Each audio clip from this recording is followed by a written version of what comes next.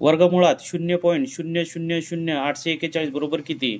तर विद्यार्थी मित्रांनो, आपल्याला कोणत्याही संख्येचे वर्गमूळ काढण्यासाठी पहिल्यांदा 1 पासून 10 पर्यंतचे वर्ग पाठ असले पाहिजेत. ते आपण या ठिकाणी लिहून घेतलेले आहेत.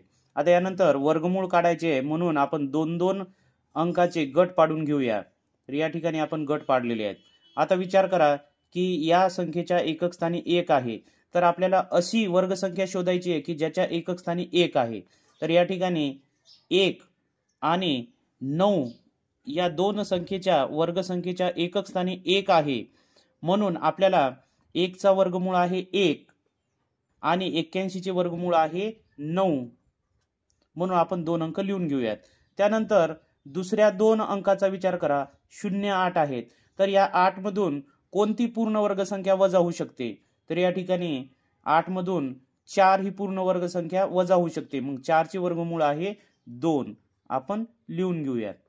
त्यानंतर 21 आणि 29 या दोन पैकी नेमकी कोणती संख्या आपले उत्तर असणार आहे हे ठरविण्यासाठी 2च्या पुढील संख्या आहे 3. म्हणून 2 गुणिला 3 करूया. 3 दुनी 6. आता 6 पेक्षा हे 8 मोठे आहेत. मग या दोन्हीपैकी मोठी संख्या कोणती? 29. म्हणजेच आपलं उत्तर 29 ही संख्या येणार आहे. तर याला आपण कट करून टाकूया. आता त्यानंतरचे 2 शून्य आहेत. तर या 2 शून्याऐवजी आपण 1 शून्य ठेवून देऊया. त्यानंतर दशांश चिन्हाशी दशांश चिन्ह ठेवूया आणि दशांश चिन्हाच्या डावीकडे 1 शून्य ठेवून देऊया. म्हणजेच आपलं उत्तर आलेलं आहे 0.029. अशा प्रकारे आपण 1 ते 10 पर्यंतचे वर्ग जर पाठ असतील तर आपण कोणत्याही संख्येचे वर्गमूळ या ट्रिकनुसार आपण काढू शकतो.